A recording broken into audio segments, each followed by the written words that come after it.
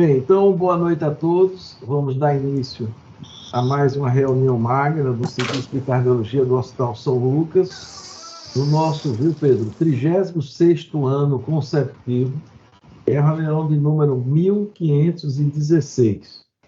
Então, hoje nós vamos contar com a presença ilustre de uma pessoa querida aqui do nosso vizinho estado, aqui de Alagoas, filho de um grande amigo meu, companheiro dos primórdios da Sociedade Norte-Nordeste, uma pessoa que contribuiu muito para a cardiologia, não só do estado de Alagoas, do Nordeste, eu diria até do Brasil, pelo tudo que ele fez aí na ergometria e assim por diante. E tem um filho que vai no mesmo caminho, que é o Dr. Pedro Henrique Albuquerque. Ele é presidente da Sociedade Alagoana de Cardiologia. Tive o privilégio de fazer uma reunião, ou de dar uma palestra no dia da posse dele, rever um monte de amigos. E Pedro também é preceptor da residência em cardiologia do Hospital do Coração de Alagoas e diretor do serviço de ecocardiografia do Hospital Memorial Arthur Ramos, e também, assim como São Lucas, pertence à Rede DOR. Pedro vai falar uma coisa que ele tem, um assunto que ele tem muita expertise, que é ecocardiograma com estresse físico ou farmacológico. Ainda há espaço nas unidades de dor torácica? Pedro, a palavra é toda sua aí. Ô, professor, muito obrigado pelo convite, obrigado a todos pela presença e muito obrigado pelas palavras, ainda mais vindo do senhor, né? Bom, parabéns pelas reuniões, me impressionei pelos números, né? 1516, é impressionante esse número e a contribuição científica é importantíssima para o ato médico como ele deve ser, né? Bom, eu fiquei responsável por responder a pergunta se ainda há espaço no ecocardiograma de estresse nas unidades de dor torácica.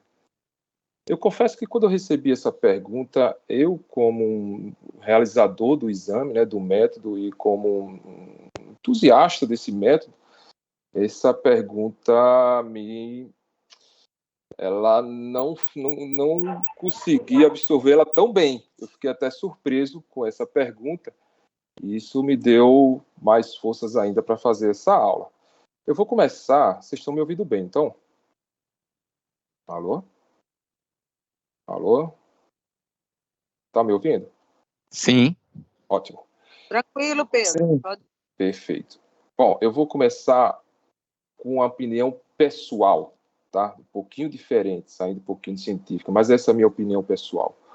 Na verdade, essa pergunta surgiu por falta do especialista nas unidades de dor torácica que façam o método. O ecoestresse, ele tem poucos especialistas no Brasil fazendo, poucas escolas formadoras.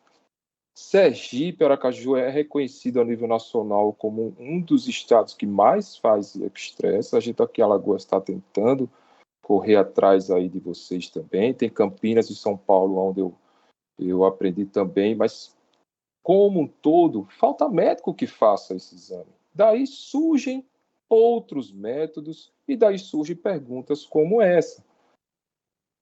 E agora eu vou para a resposta científica. O guideline agora do ESC 2023, que acabou de sair, responde bem essa pergunta. É o meu primeiro slide. O guideline de 2017, ele falava que os pacientes que em unidades de dor torácica, com dor torácica, mas que tenham eletro normal, sem achados isquêmicos, que tenham enzimas normais e está ainda na suspeita de angina, o ecoestresse, um teste não invasivo com imagem, ele é recomendação 1B, tá? Na atualização de 2023, a mesma indicação ainda continua com uma bela indicação 2A, no caso, os pacientes que têm dor em unidade contra a unidade torácica, não têm enzimas alteradas, eletrocardiograma sem achados isquêmicos agudos, mas você ainda não está convencido que esse paciente possa ir para casa, você não conseguiu descartar. O eco de estresse é uma maravilhosa ferramenta para esses pacientes, ainda na unidade torácica. Eu venho aqui nesse mesmo guideline que fala que estes pacientes não devem ser avaliados de maneira rotineiramente com tomografia, nem tampouco com cateterismo. A indicação é 3B. Então, fazer exame de imagem de rotina nesses pacientes que não têm uma isquemia evidente, ela, na verdade, pode ser prejudicial. Tá? Então, quem gosta de cardiologia, quem ama esse tema, e todos estão aqui, eu acredito que por isso, é evidente que a gente tem que procurar isquemia, porque se não tiver isquemia e for pela anatomia direto, sem nenhuma evidência, você vai acabar mexendo onde não deve. Existe um trabalho americano, por exemplo, que pegou pacientes assintomáticos acima de 70 anos e fez cateterismo nos voluntários, e quase 40% tinham obstruções graves, pacientes assintomáticos. Esses pacientes, metades foram para angioplastia e não teve benefício algum naqueles que não foi. Daí vem essa indicação 3B de rotina, não é indicado o angiograma anatômico. Aqui vamos para a nossa diretriz, tá? Essa aqui foi um posicionamento na doença isquêmica do coração em mulher, mas é a mesma indicação na nossa diretriz de coronariopatia, falando sobre o ecostresse, o benefício, a vantagem do ecostresse, alta disponibilidade, eu discordo, né? Não tem disponibilidade por falta de médico, mas quando tem um médico e o aparelho, ele é facilmente executável. E talvez por isso fale alta disponibilidade. Baixo custo, avalia a função sistólica global e segmentada VE sem nenhuma radiação, né? Detecta alterações isquêmicas com boa especificidade e boa sensibilidade, permite diagnósticos diferenciais, como hipertensão pulmonar, suspeita de TEP, valvopatias agudas, enfim, e sem nenhuma radiação. Ainda no posicionamento da SBC, ele diz como recomendação B que a ecocardiografia de estresse pode ser utilizada como método de estratificação funcional em pacientes sem dor, tá? E aqui é um asterisco. Se o paciente está com dor, você está com suspeita que aquela dor seja isquêmica, esse paciente não deve ir para o ecostresse, porque aí ele passa a ser um paciente de altíssimo risco se essa dor for isquêmica, tá bom? Então, paciente sem dor torácica recorrente e sem evidências eletrocardiográficas de isquemia é um maravilhoso, e com troponina negativa, obviamente. É um teste maravilhoso, uma maravilhosa ferramenta para se usar. Ainda nesse guideline, aqui do ESC, aqui está a sensibilidade e especificidade dos métodos que pesquisam isquemia. É muito conhecido quase que de todos que o ecostresse é muito equivalente à cintilografia, né? O ecostresse com a sensibilidade um pouquinho menor, mas uma especificidade um pouquinho maior, mas é muito equivalente à cintilografia. O ecostresse, tanto farmacológico quanto físico, ele tem sensibilidade e especificidade muito semelhantes. O guideline da American Society, né, da Sociedade Americana, ela fala que o ecostresse, ele deve ser realizado prioritariamente através do modo físico, se possível na bicicleta, tá? Somente ir para ecostresse farmacológico em 2 casos. Ou o paciente não pode andar, esse paciente tem alguma limitação para o exercício, ou para análise de viabilidade. Então, o paciente pode pedalar, prioriza o ecostresse físico, você vai ter um domínio melhor, quem faz esse método sabe disso. Você consegue avaliar melhor o domínio desse paciente da capacidade funcional, dos sintomas, é diferente do farmacológico. Apesar da sensibilidade e especificidade ser a mesma, mas você perde alguns outros parâmetros. Esse trabalho de Circulation é um trabalho que se encaixa muito bem nessa resposta, na pergunta realizada para essa aula. Esse trabalho, ele pegou pacientes, em torno de 800 pacientes, em unidade de dor torácica, não tinham infarto nem isquemia evidente e fez ecostresse nesses pacientes. E ele avaliou esses pacientes com relação à morbidade e mortalidade durante cerca de 3 anos. E olha o que esse estudo encontrou. Como é interessante. Nesses pacientes, eles todos foram, em torno de 800 pacientes foram submetidos a ecostresse, 618 tiveram ecostresse normal. 184 estresse anormal, sugestivo de isquemia. Olha como esse método é seguro e você tem segurança de dar alta para esse paciente tranquilamente. Os eco-estresses que foram normais, eles tiveram uma mortalidade em um ano de 0,3%. De 618 pacientes, 2 morreram, tá? E a morte aqui não era cardiovascular, tá bom? 2 morreram. Em 2 anos, 1,7%. Se você pegar morte e evento isquêmico, e infarto, né? Em um ano, 0,5% dos estresse normais. 0,5% equivale a 3 pacientes. Não só morte, infarto. Vamos dizer assim, não morreu não, quero infartar. 3 pacientes com estresse normais e 618. Lembre, não é 618 eletivos, são 618 pacientes em unidade de dor torácica, com sintomas. Pacientes que não conseguiram ser excluídos para isquemia. Quando você pega os pacientes que tiveram estresse alterado, né, em unidade de dor torácica, 4,5% apresentaram morte. Isso equivale a 15 vezes mais do que o estresse normal, 1.500% a mais. Você pegar mortalidade e infarto, 6,6 pacientes. Então, é sim um exame muito seguro para descartar e lhe dar tranquilidade que, se for realizado na unidade torácica e ele for negativo, você tem plena convicção e condições de dar alta para o seu paciente e procurar uma outra etiologia para a dor. Aqui é a curva de Kaplan-Meier desse mesmo estudo, mostrando que o paciente que tem estresse normal, ele tem uma mortalidade quase que 0. E esse aqui é muito parecido e eu tenho orgulho de trazer.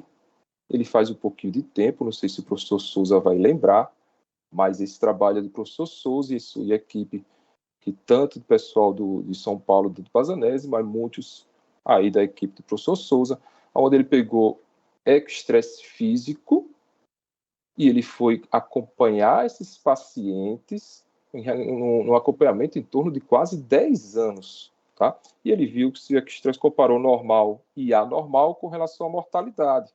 Um número muito parecido com aquele do Circulation, aqui em torno de 860, 865 pacientes. Tá? O G1 são os pacientes sem isquemia, a maioria, e o G2 são os pacientes com isquemia. E olha como a curva é muito parecida. Aqui é o contrário, aqui é eventos cardíacos maiores, tá? E não livre de isquemia. O G2, aqueles com estresse alterado, ele tem um segmento de quase 10 anos em torno de 12% de evento isquêmico maior, inclusive morte. Se o paciente tem estresse normal, ele tem em torno de 10 anos eventos isquêmicos maiores, menos de 4%, em torno de 4%. Então, este exame ele é muito seguro durante o primeiro ano, e muito seguro com o segmento. Então, eu costumo dizer, o estresse positivo, ele dá alguns falsos positivos, mas quando ele é negativo, ele passa uma segurança muito bom, desde que você questione o médico, e o médico executou do exame e diga, olha, a janela foi boa, o paciente pedalou bem, a contratilidade foi muito boa, pode liberar esse paciente, que esse paciente não tem indicação isquêmica. O estresse negativo, ele, para mim, que executou do exame, ele fala muito e me dá uma convicção plena que esse paciente está seguro para manter sua atividade diária normal. E aí vem uma pergunta que eu sempre tive: qual o melhor padrão ouro para comparar a coronariopatia? E vocês vão pensar o seguinte: todo exame do toda isquemia, seja ele cintilografia, teste ergométrico, ecostresse, ele é comparado com quem nos estudos? Com os exames anatômicos, com o cateterismo. A tomografia está crescendo muito agora, maravilhosamente, de muita coisa. Não temos tantos estudos comparando com tomografia, mas temos quase que todos comparando com coronariografia. Então, essa pergunta vai mais para o cateterismo. Como é que eu posso comparar o padrão ouro se os pacientes com testes isquêmicos positivos, mesmo que com coronária normal, sem obstrução grave, esses pacientes evoluem mal? Então, como assim? Eu tenho um padrão ouro que é negativo e tenho um padrão, vou dizer assim, não ouro, né? que são os testes indutores de isquemia, que dão positivo, e esses pacientes evoluem mal. Isso a gente vai mostrar na próxima aula. Então, como assim que eu posso comparar com o padrão ouro? E aí vem a segunda pergunta. Se esses métodos são comparados com a angiografia, mas os estudos mostram que a imensa parcela dos pacientes com angiografia normal, cateterismo normal, possui sim coronariopatia quando utilizamos a AIVUS, o ultrassom intracoronário. Então, estou comparando o meu método com o cateterismo, dito como padrão ouro, mas esse cateterismo, quando é normal, ele tem, em sua maioria, alteração no ultrassom intracoronário. Então, há de se fazer esse questionamento. Essa comparação, para mim, não deve ser feita. E isso é uma falha, sim, nos estudos. O padrão ouro para coronariopatia, usado para testar o ecoestresse, na sua maioria dos estudos, não se vai bem com o seu próprio padrão ouro, que é a AIVUS. Tem essa publicação aqui, no JACC, uma revista que dispensa comentários. Esse estudo mostrou que apenas 6,8% de 884 angiografias, apenas 6,8%, quando essa angiografia é normal, apresentam-se normais quando se usa ultrassom. Então, a maioria dos pacientes com cateterismo normal, se você usar a AIVUS, a extrema maioria tem sim lesões coronarianas ateroscleróticas. E isso a gente viu os belíssimos resultados com a utilização da AIVUS agora no ESC, 2, 3 meses atrás. Então, essa comparação, para mim, ela não deve ser feita. E aqui eu trago o próprio isquímia, muito famoso esse estudo. Todos nós ouvimos falar do isquímia, que corroborou com o que a gente já achava no tratamento clínico dos pacientes não agudos, dos pacientes crônicos, né? Então, o que é que o isquímia falava? O isquímia falava, assim, é impressionante, os pacientes eram fortemente isquêmicos, eles tinham alterações graves nos exames. Teste ergométrico, os pacientes tinham que ter depressão maior do que 1,5 milímetros, em mais de 2 segmentos, mais de 2 derivações, abaixo de 7 metros. Ou seja, ele tinha que ter isquemia em baixa carga. E não só isso, ele tinha que ter angina. Ele tinha que ter dor. Então, teste ergométrico fortemente isquêmico. Cintilografia acima de 10% de isquemia, eco de estresse com hipocinesia moderada ou severa em mais de 3 segmentos ou acinesia. E também ressonância com alta carga isquêmica. Então, os pacientes que foram para isquímia, eles tinham teste indutor de isquemia fortemente isquêmico, tá certo? E aí, esses pacientes que não lembram, eu vou lembrar que esses pacientes foram submetidos, a extrema maioria, para tomografia, alguns foram direto para cateterismo. E pasmem, esses pacientes, 1.218 pacientes não apresentaram coronariopatia grave, apesar do teste fortemente isquêmico. Vocês conseguem ver a seta do meu mouse, não?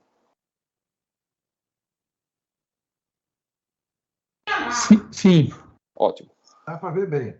E aí, professor Souza, o que é que eles fizeram? Eles tiveram a excelente ideia. Eles pegaram esses 1.218 pacientes com teste isquêmico, fortemente isquêmico, e sem coronariopatia grave, e fizeram outro trial chamado TIAL Trial. Presta atenção, 23% dos pacientes com teste indutor de isquemia fortemente alterado não apresentavam coronariopatia grave. Gente, isso no dia a dia, isso é comum, muito comum. O que é que se acha? Teste falso positivo, né? A gente fala. O Pedro errou no ecoestresse. Existe os falsos positivos. Teste ergométrico, então, coitado do teste ergométrico. É o que mais o pessoal fala, teste falso positivo. Pode caminhar, pode subir o Everest, eu não vou lhe dar nem o AS, nem estatina, porque foi falso positivo. Os exames anatômicos não tem nada grave, né? A gente quer até, por instinto, confortar o paciente. Então, vamos pegar 1/4 desses pacientes. Você imagine se tivesse isquemia leve ou moderada, hein? 1/4 desses pacientes com teste isquêmico fortemente positivo, com coronariopatia sem lesão grave, eles foram estudados. tá? Eles pegaram os pacientes, a sua maioria fizeram estresse. Muitos se negaram, porque já tinham passado mais de 3, 4 anos durante o isquímia, ele ia passar mais alguns anos. Muitos se negaram, mas eles conseguiram pegar 218 pacientes do isquímia sem coronariopatia e avaliaram o comportamento desse paciente. Com relação à angina, foi muito semelhante. Aqui à esquerda é o trial, aqui na direita é o isquímia. Pessoas com coronariopatia grave, obstrutiva, pacientes sem coronariopatia obstrutiva grave, mas todos com exames indutores de isquemia alterados. O comportamento da angina foi muito semelhante. E com relação à morte, infarto e hospitalização desses pacientes sem coronariopatia grave, também foi maior. 2% dos pacientes evoluíram com morte, infarto ou hospitalização no decorrer de 3 anos. O isquímia, obviamente, apresentou mais, 6%, tá? Mas, gente, quando a gente compara esses pacientes aqui com os pacientes que têm, não sei se você lembra, com ecoestresse normal, que tem 0,3% em um ano, que tem 0,5% de infarto ou morte em um ano, esses pacientes que têm ecoestresse normal sem cateterismo ou tomografia com lesão grave, esses pacientes morrem 400, ou tem evento isquêmico, né? 400% a mais do que o ecoestresse normal. Então não dá para comparar, não dá para comparar o meu método com o método anatômico. Não dá para comparar teste isquêmico com o método anatômico apenas. Esses pacientes evoluem mal, a gente tem que olhar para esse paciente. E esses pacientes são subjugados, esses pacientes são subtratados. É até válido fazer um outro exame de toda isquemia para ver se realmente esse paciente tem isquemia. Isso é válido. É óbvio que você tem que procurar a coronariopatia, é óbvio que você tem que fazer o estudo anatômico, mas não subjuga. O estudo anatômico, como eu mostrei aqui, ele tem que ser olhado de uma outra maneira. A gente tem uma árvore coronariana muito maior do que aquela vista na tomografia e no cateterismo. Ali a gente viu uma porcentagem muito baixa em relação a toda a gama da coronária, né? Em toda a rede coronariana. Aqui é um exemplo como é simples de fazer o estresse. Um aparelho portátil, o examinador e apenas deixa eu só repetir aqui para vocês, apenas o software do teste ergométrico aqui, numa sala muito pequena. Então é fácil e simples de executar. O que falta é escola para fazer, mais ou menos, e falta, eu não sei se Sergipe deve pagar muito mais do que aqui em Alagoas, falta um pouco da remuneração, né? A gente tem essa dificuldade aqui em Alagoas. Então eu vou trazer aqui algumas outras técnicas que a gente pode usar no estresse para incrementar a sensibilidade, especificidade, agilidade e qualidade da imagem do ecoestresse. E aqui vem alguns exemplos. O tridimensional, por exemplo. Bonito, maravilhoso, mas ele é muito bom para o examinador porque é rápido. Sensibilidade, isso aqui é uma meta-análise, tá? Que ele comparou o ecoestresse, alguns estudos de ecoestresse em 2D e 3D. Aqui é o tempo. Então ele pegou esses estudos aqui à direita 3D, esses estudos à esquerda 2D. O tempo do 3D, o tempo de execução do exame, ele é quase metade. Então, facilita muito o paciente, facilita o médico, e você consegue fazer mais exames no decorrer do amanhã. Então, o 3D é muito bom por ser rápido na execução. Mas a sensibilidade e a especificidade, aqui em relação à sensibilidade do lado esquerdo, aqui é 3D, do lado direito 2D, especificidade 3D e 2D do lado direito, ela é quase que a mesma, ela é a mesma, tá? Então, apesar da beleza, apesar de a gente achar que vai melhorar a especificidade, que a gente vai conseguir detectar mais isquemia, ela não teve nenhum benefício em relação a isso. Isso aí, nas nossas discussões, tem uma explicação sim para isso. A gente pode, se for de interesse de vocês, discutir por que o 3D não melhora a sensibilidade e especificidade. Eu vou aqui para microbolhas, para o contraste de microbolhas. Para quem não domina o método, tá, a gente percebe que os clínicos confundem muito o contraste de macrobolhas e microbolhas. A maioria, inclusive, eles falam macrobolhas, mas querendo se referir a microbolhas. A macrobolha ela opacifica, ela contrasta as câmeras direitas. Ela é muito boa para ver shunt, pesquisa de CIA, pesquisa de CIV. Se tiver shunt, aquelas macrobolhas, que é o mais comum, aquelas que a gente manda para o treino esofágico, ela passa para a direita. A microbolha, ela é tão pequena que ela passa pela circulação pulmonar e contrasta as câmeras esquerdas. Essas são sim as microbolhas, tá? E ela tem duas indicações, ela tem duas finalidades no eco.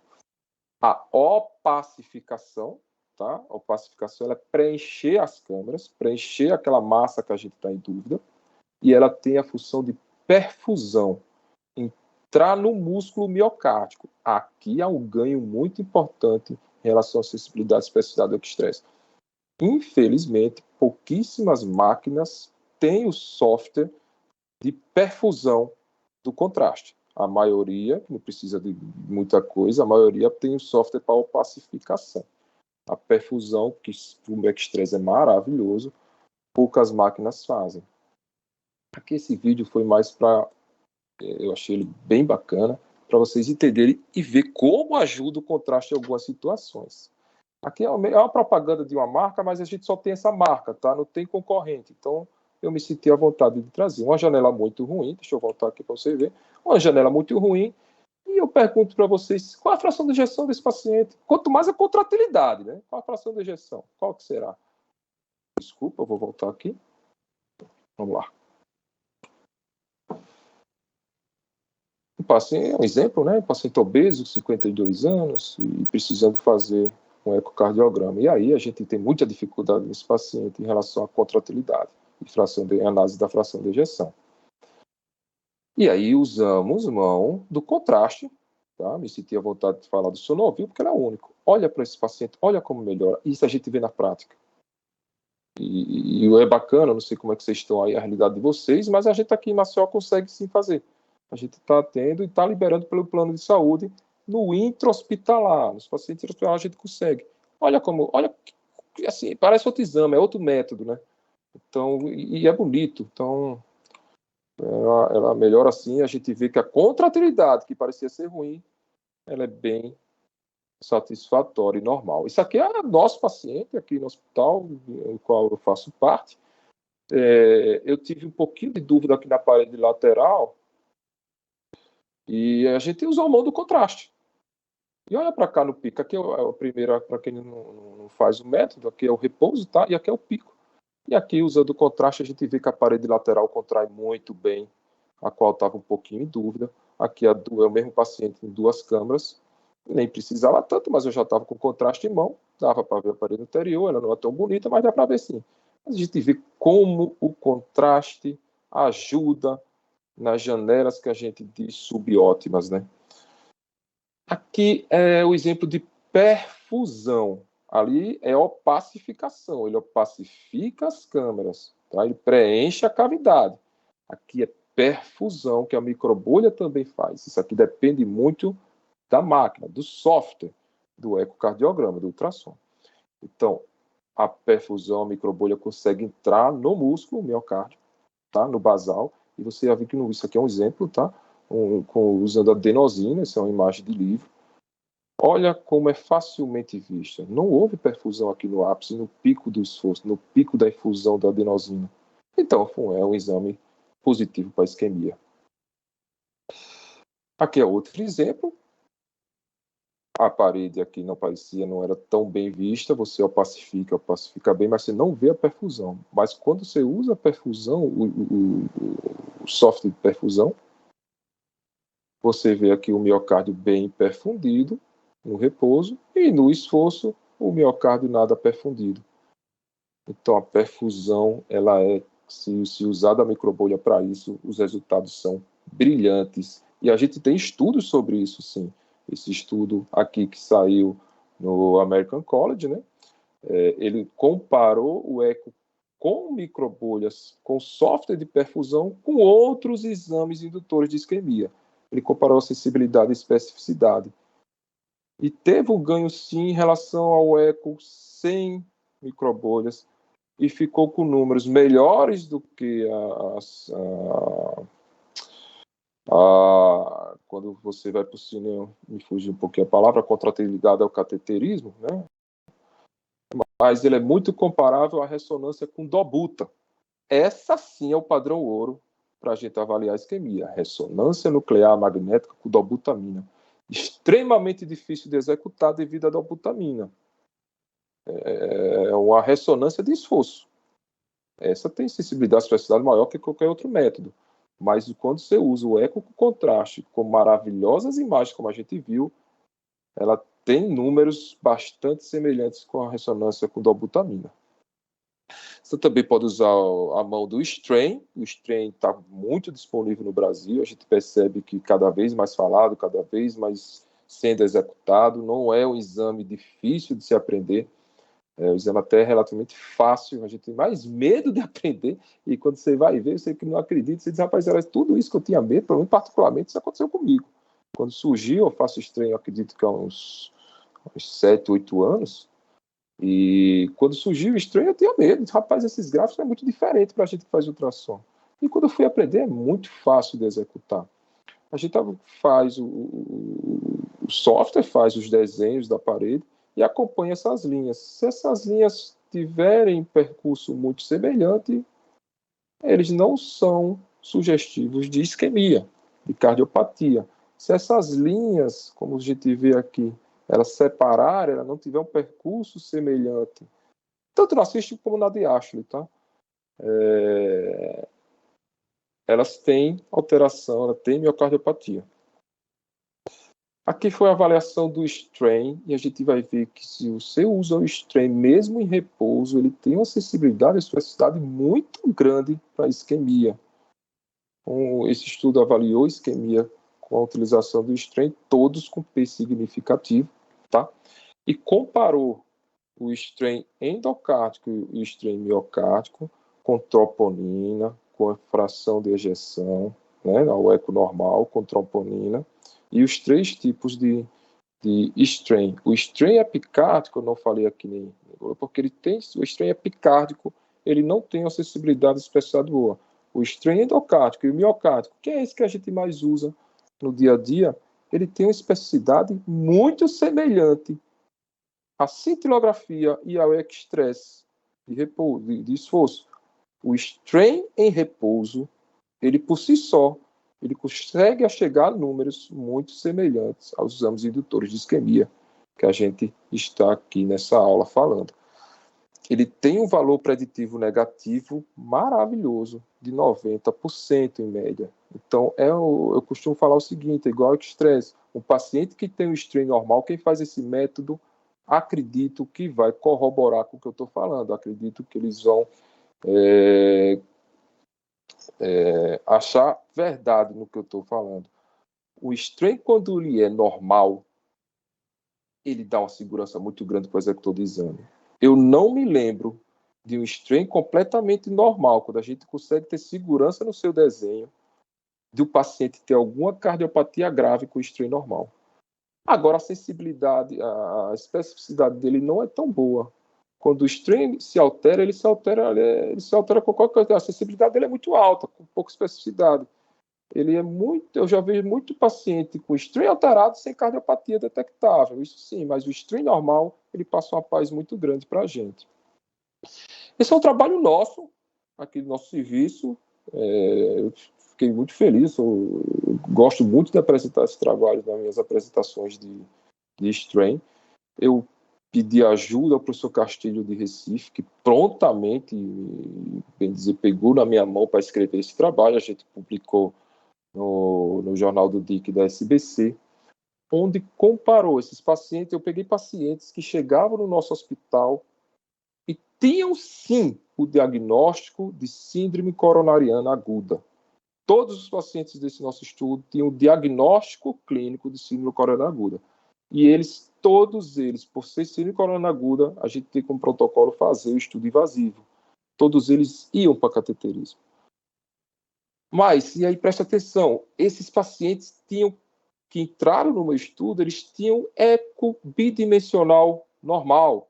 A contratilidade era normal. Então, eles tinham diagnóstico de escoliose aguda sem supra-DST, tá? Na verdade, era angina instável, porque eles não tinham enzimas alteradas. E eu fiz strain deles, todos os pacientes. E só eram incluídos no meu estudo se ele tivesse eco torácico normal. E a gente foi avaliar o padrão de isquemia que a gente chama de avaliação de risco funcional, área de risco funcional, e comparou com o cateterismo. O que é essa área de risco funcional extremo? Quando a gente tem 3 segmentos contíguos, abaixo de 15%, para quem não é acostumado, cada segmentozinho desse é como o bullseye da cintilografia. Cada segmentozinho desse ele tem uma nota, um valor de strain. Cada segmento tem o seu valor de strain próprio. Se eu tiver 3 segmentos contíguos abaixo de 15%, isso se chama área de risco funcional positiva. Tá? Então, eu comparei quem tinha área de risco funcional com cateterismo. E o resultado foi muito bom, foi brilhante. Os pacientes que tinham cateterismo normal e os pacientes que tinham cateterismo alterado, eles se vê, apesar que foi muito pouco, né, 20 pacientes, mas eles eram assim balanceados. Eles são muito semelhantes aos seus braços. O eco torácico eram normais, fração de ejeção média normal, espessura e volumes de câmeras normais, muito semelhantes, inclusive. E se eu tiver área de risco funcional, paciente em repouso, tá? A área de risco funcional positiva, a sensibilidade e principalmente a especificidade dessa área de risco funcional é muito boa, muito semelhante à cintilografia e estresse. E o valor preditivo negativo, 20 pacientes, obviamente são brief communication, é um estudo muito pequeno, 100% eu tive. Então, não tinha área de risco funcional negativa, nenhum paciente apresentou coronariopatia grave ou cateterismo. Tá certo? Então, o strain tem ótimo resultado, ótima sensibilidade e especificidade, mesmo ao repouso. E aqui eu acabo minha aula com aquele primeiro slide. Tá? Essa é a resposta da pergunta.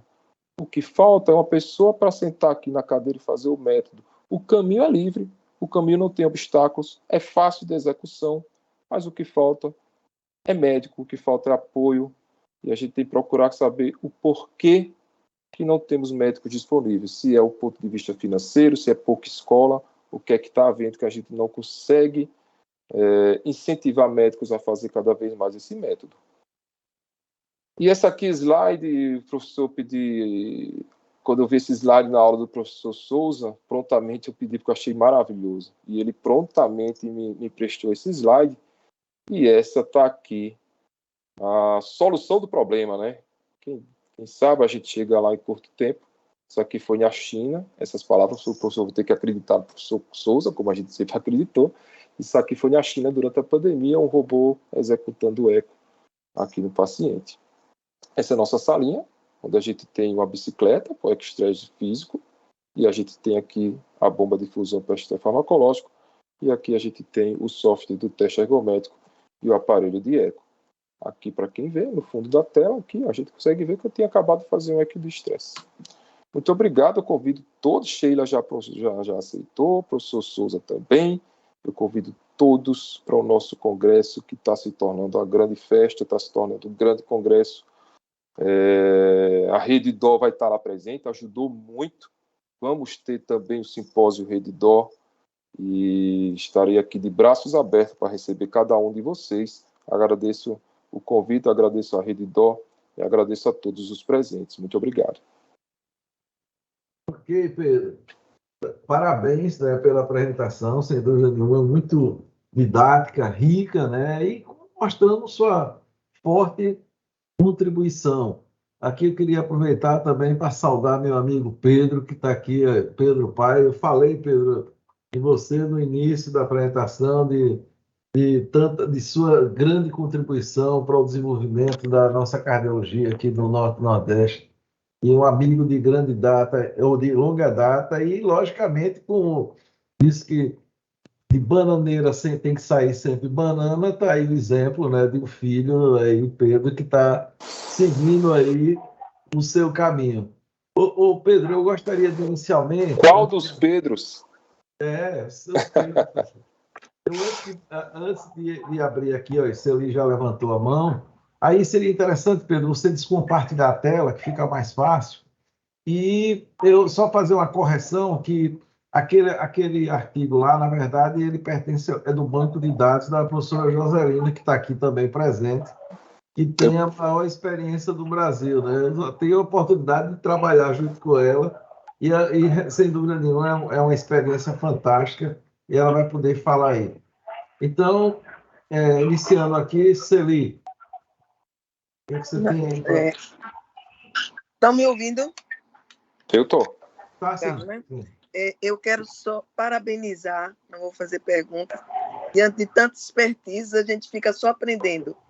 Então, eu quero parabenizar a Pedro pela excelente apresentação, agradecer as suas bondosas palavras, né, bondosos elogios iniciais, e tenho certeza que isso é um reflexo do seu pai, o velho Pedro aí, ó, nosso Pedrão, que é uma pessoa muito querida e você não é menos querido que ele.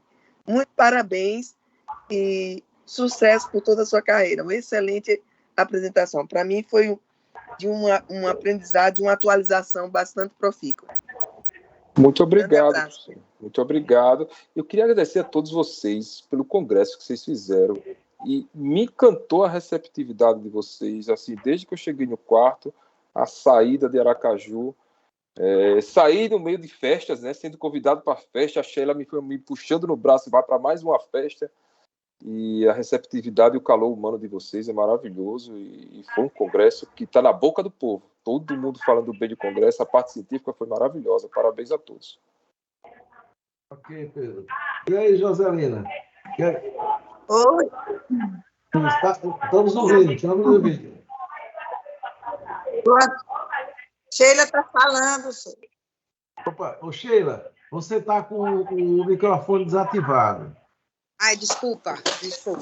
Então, assim, primeiro, como o Souza falou, eu queria fazer uma declaração, né, de público, e o meu agradecimento ao Pedro pai, porque foi o Pedro que me recebeu com um carinho tão grande dentro da ergometria, com a experiência dele e com uma fraternidade tão grande que me deixou realmente sensibilizada. Uma pessoa que defende o método de forma bastante aguerrida e que tem uma contribuição para as gerações que estão hoje aí e que trabalham hoje com métodos mais complementares ainda à ergometria.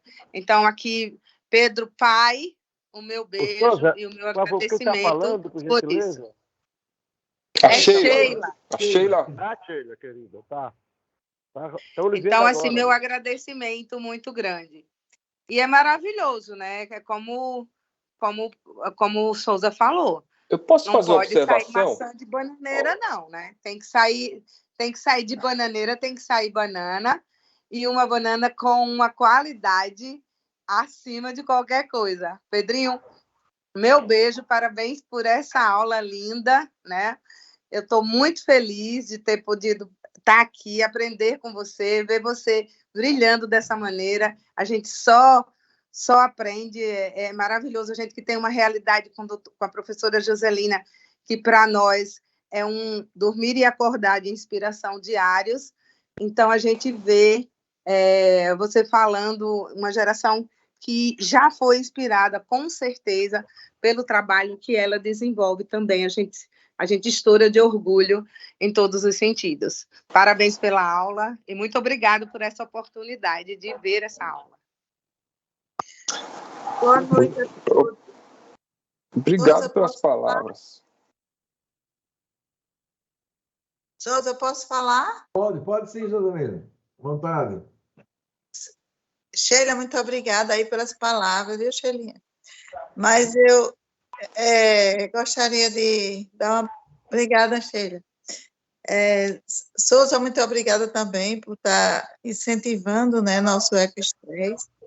E eu gostaria de conversar um pouquinho aí com o Pedro, né, para falar para ele quanto que eu estou feliz de ouvir alguém falando de estresse físico, né, estresse farmacológico, estresse por estresse, que a gente sempre estudou e que implementou aqui na nossa cidade, debaixo de muita dificuldade, mas com a ajuda do doutor Souza, né? No ano o primeiro exame nós fizemos em 99, com auxílio de doutor Wilson Matias, que veio pessoalmente aqui, né? E aí depois a gente ficou indo para o INCOM.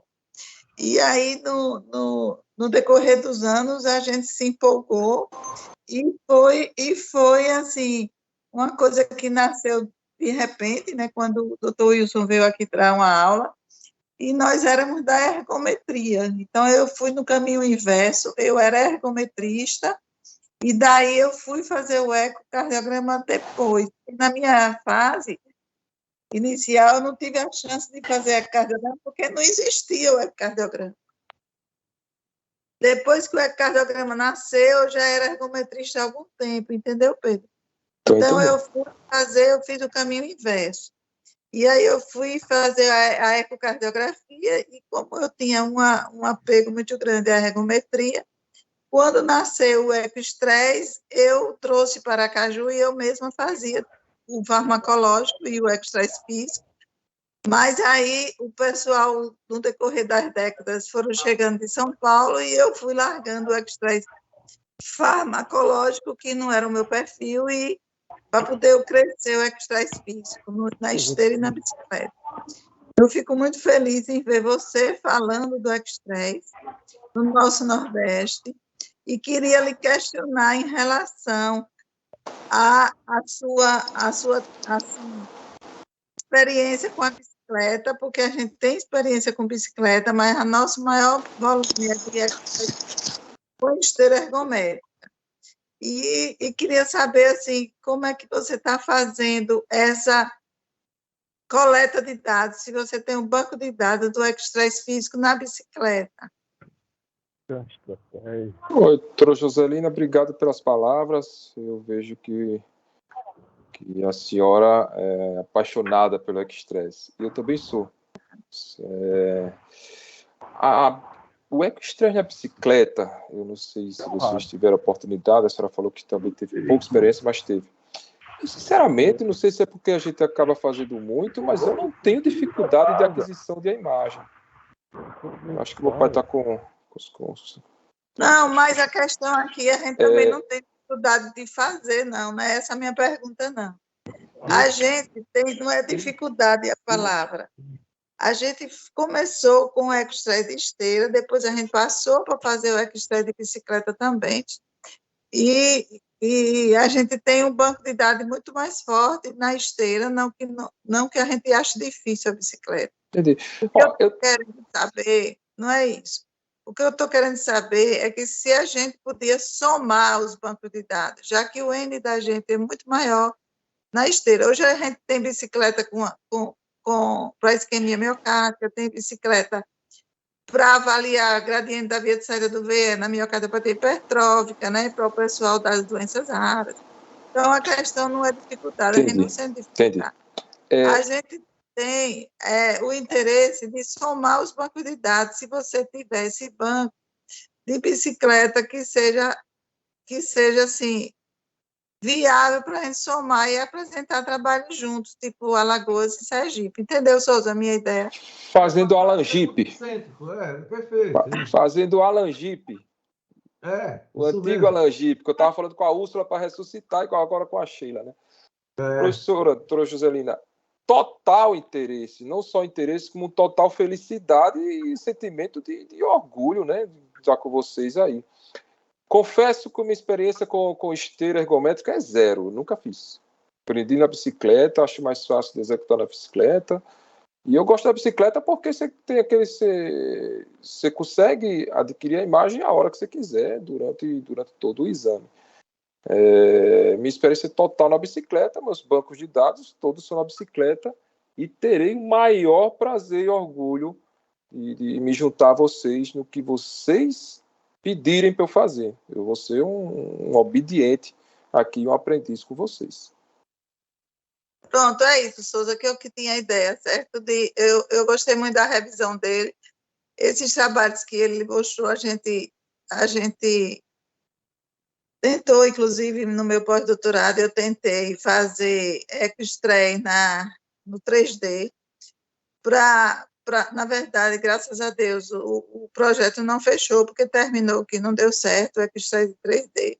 Eu terminei fazendo pós-doutorado em angiotomografia das coronárias, justamente porque eu queria ter um estudo mais aprofundado da DAC, mas, assim, depois, o que eu estou observando aqui, hoje eu faço as duas coisas, né? Mas eu observei muito e já li as diretrizes das duas coisas, que depois da angiotomografia das coronárias, uma observação até a nível de Europa, principalmente, é que o estresse físico aumentou muito. E aqui no nosso laboratório, o que chega de paciente, já com as angiotomografias na mão, para eu dizer qual é a artéria culpada da dor, aumentou barbaridade no nosso estresse físico, a angiotomografia das coronárias. E eu fiz esse pós-doutorado, passei um ano fazendo no DAN, achando que o estresse podia esmurecer depois da angiotomo de coronária, mas foi bem o contrário, ele cresceu mais. Então, assim, Deus sempre sabe o que faz, né? Que eu não consegui fechar, na época, com o hospital universitário aqui, o eco-estresse com 3D, e terminei fechando com o plano do tomógrafo para o hospital universitário. E aí, no futuro, mostrou que não adiantaria eu perder tempo fora do país para fazer o pós-doc e eco-estresse com 3D, porque não deu certo. E aí, o que acontece é que eu estou observando que, depois do estudo anatômico das angiotomas de coronária, o pool de estresse físico tem sido muito maior. Agora, eu também tenho que agradecer ao pessoal todo da cardiologia sergipana que deposita na gente uma grande confiança desde o começo. Em mim, Souza, em toda a equipe. Eu também tenho percebido isso, viu, doutora Joselina? O estresse físico ele está em alta aqui, a farmacológica está se pedindo cada vez menos. E depois da tomografia, agora o que eu percebo é que o caminho está sendo muito inverso. A gente recebe a tomografia, quando pergunta por que fez a toma, ele não tem um exame do todo isquemia, eles partem direto para a toma e volta para a gente ver se aquela lesão moderada, né, se ela tem alguma repercussão. Isso é que eu vejo direto aqui. Outra coisa, Pedro, que você falou e que eu estou, assim, lutando muito, muito para construir esse legado de colocar pessoas para fazer eco-stray. Nós aqui já tivemos a alegria, né, de receber de volta nossos ex-alunos, né? A gente já tem Stephanie fazendo eco-stray, estamos recebendo Flávio, né? Flávio Matheus está voltando agora com eco-stray físico também do Dante. Stephanie foi nossa aluna, já passei um expediente inteiro para ela, para poder me ajudar, porque não dá conta mais. E temos também Ana que veio de Marília, do interior de São Paulo, com estresse físico bem afinado aí. Está nos ajudando, assim, a crescer nosso banco, crescer nossas análises de estresse físico, mais fortemente. Bacana. Parabéns. Ô, Joselina, inclusive, Stephanie é coautora daquele trabalho ali que o Pedro citou, né? Ele já está integrado no grupo aí, já trabalhando bastante nisso. A verdade é que eu aprendi em Campinas, São Paulo, mas eu já ouvia muito do estresse em Sergipe. Vocês são muito fortes e nacionalmente reconhecidos. Zé Roberto de Campinas, ele é apaixonado por bicicleta. O que aconteceu com o Zé Roberto, não foi com ele que você aprendeu? Foi sim. Foi com ele. Então, a gente era muito junto, eu e o Zé Roberto, nos congressos antigos. Por quê? Porque Zé Roberto, o que foi que aconteceu com ele? Ele estudou proteína C reativa ultrassensível. Então, o mestrado dele, o doutorado, foi em proteína C reativa ultrassensível. E aí, ele não estabeleceu o banco dele de bicicleta. Eu falava muito para ele, rapaz, faça seu banco de bicicleta para a gente juntar. Mas ele não estabeleceu. Aí, o que aconteceu? Ele começou a fazer o mestrado em proteína C reativa ultrassensível, e apesar dele ter uma experiência enorme, e era a única criatura no SBC Brasil que me defendia, porque o pessoal era tudo atolado no estresse farmacológico, e quando eu falava do físico, parecia que eu estava falando de uma coisa extremamente estranha. Aí Zé Roberto tinha muito mais cancha que eu, né, que era de São Paulo, e pegava o microfone e defendia nosso teste, na frente, e eu, Zé Roberto é uma grande figura do estresse. Agora, tem você cria do Zé Roberto. Exato, ele é um entusiasta, né? É impressionante como ele defende. E a senhora vê como vocês eram visionários, porque quem estuda esse método, a gente vê agora, entrou nos guidelines da ESC, do American College, que só deve fazer farmacológico quem não pode pedalar. Basicamente é isso. Essa foi a nossa bandeira, e começamos aqui em 1999. No ano 2000, a gente instituiu nosso banco, que hoje estamos com 18 mil pacientes cadastrados. E agora a gente já teve uma bicicleta que usamos tanto que estragou. Agora a gente está adquirindo outra bicicleta. E a gente quis a ciclomaca, também temos ciclomaca aqui. Mas agora nós fizemos uma opção por bicicleta mesmo, por causa do pessoal da doença rara, que está me impressionando, querendo saber o gradiente da via de saída da miocardiopatia hipertrófica com esforço físico. Bacana. É igual a cintilografia com o teste de esforço e cintilografia com o dipridamol, né? Então deve fazer. Mas é um prazer ter alguém, finalmente, depois de tanto tempo, né? De 23 anos de estresse físico, para eu discutir dessa forma. Alguém que veio de lá de José Roberto, que eu sou fã de José Roberto. Eu vou tirar até uma foto aqui da câmera para mostrar para ele. A senhora aqui na câmera. Tá bom. Ok, Joselina. Tem um tempinho, Souza? O quê? Tem um tempinho ou já está esgotado? Não. Tem você, Luiz Flávio, quer falar também. Oi? Não. Pode falar, Pedro. Depois tem Luiz Flávio ainda. Bom, muito boa noite. Eu quero parabenizar vocês, sergipanos. É o maior prazer ver você, Souza, coordenando essas reuniões, essas sessões científicas. Ver a Sheilinha, sempre nova, alegre, brilhante. Roselina, todos vocês. E sem viés familiar, quero parabenizar o Pedro Henrique pelas belas informações que ele trouxe. Esses casos de exames funcionais, eles requerem uma discussão.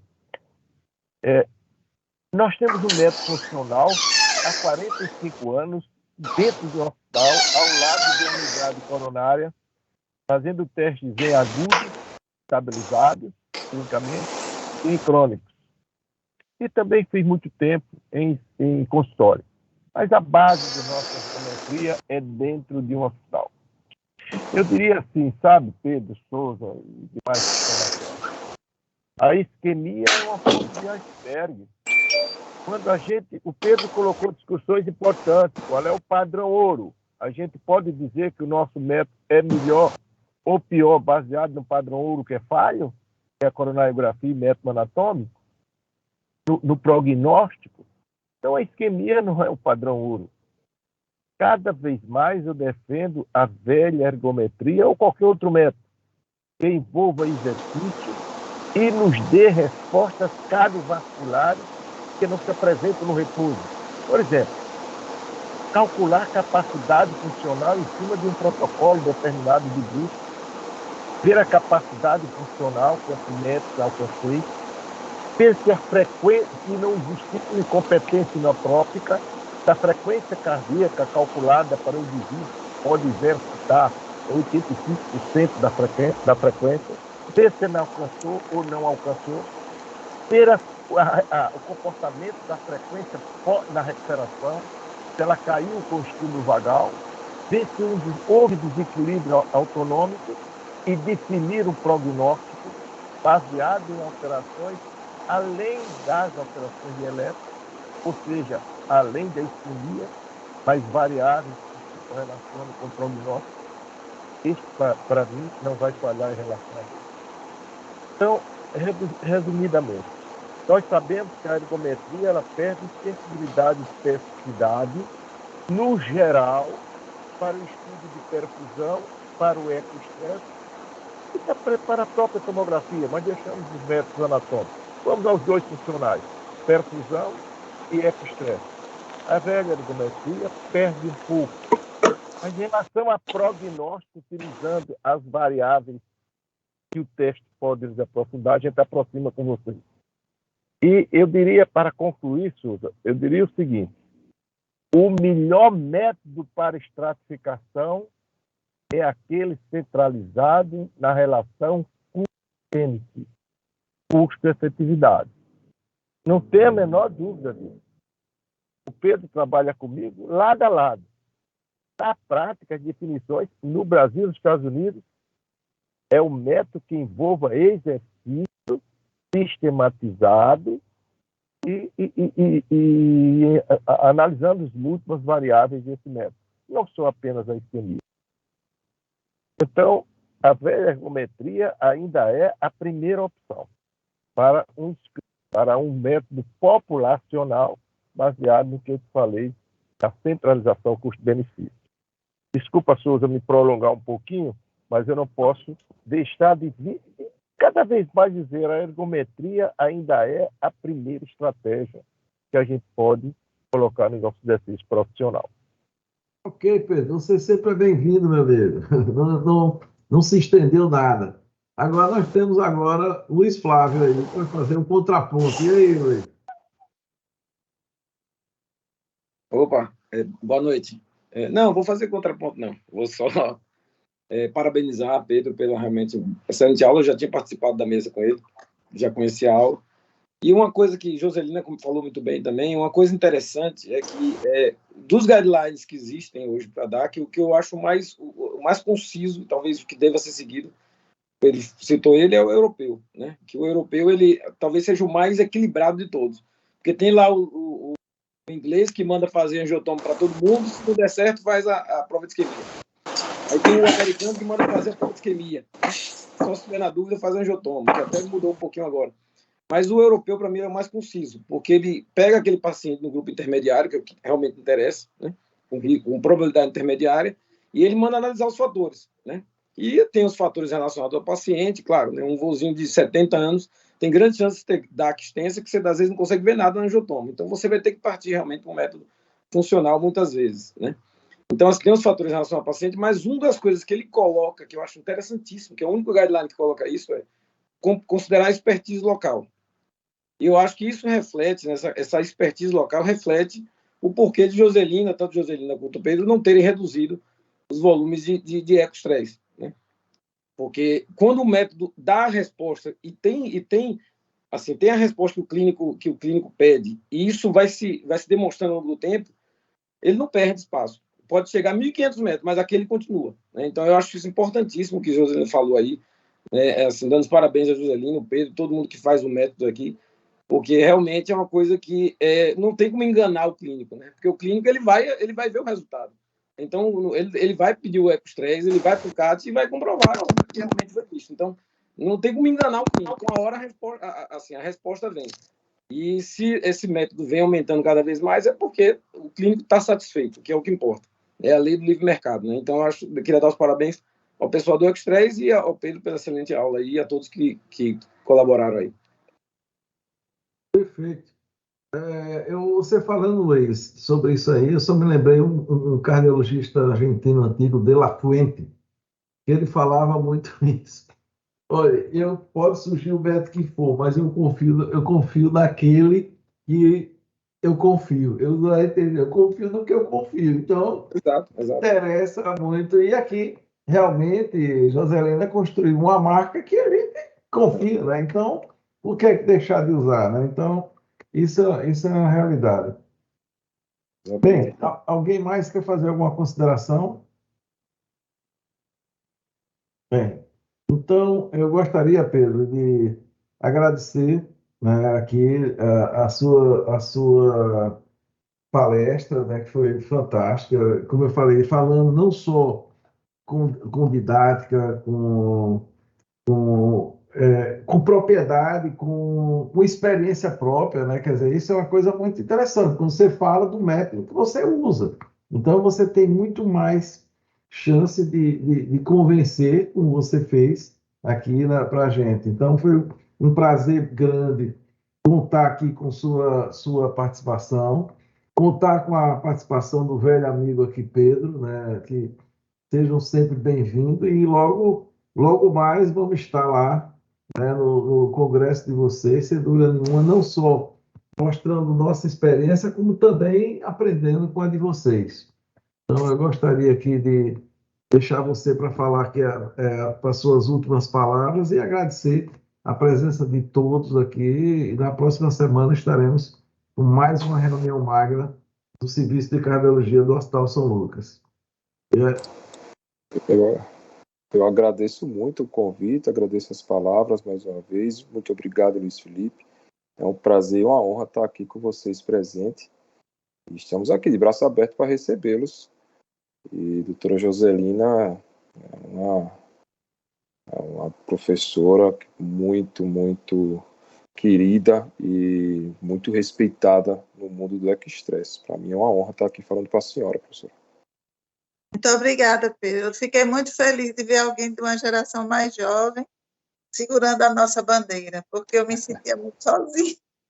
Só tirando o Zé Roberto, que me deu um apoio grande no começo, né? E eu estava, assim, sempre batalhando muito para que os alunos voltassem com o estresse, muito. Você não imagina o quanto.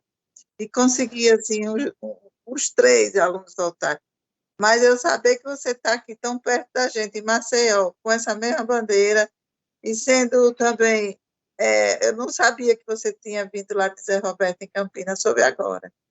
Fiquei extremamente feliz. Parabéns. Parabéns mesmo. Muito obrigado, pessoal. Parabéns à cardiologia sergipana, né? E eu faço uma bandeira aqui. Eu estou presidente da CVC Alagoas e eu gostaria demais voltar, e precisa da Sheila e todos vocês, uma campanha para a gente voltar ao Alangipe. Eu acho que é muito querido e muito especial isso aí. Já é o momento, acho que já amadureceu essa fruta e ela precisa realmente florescer. O Alangipe era um dos pontos mais interessantes.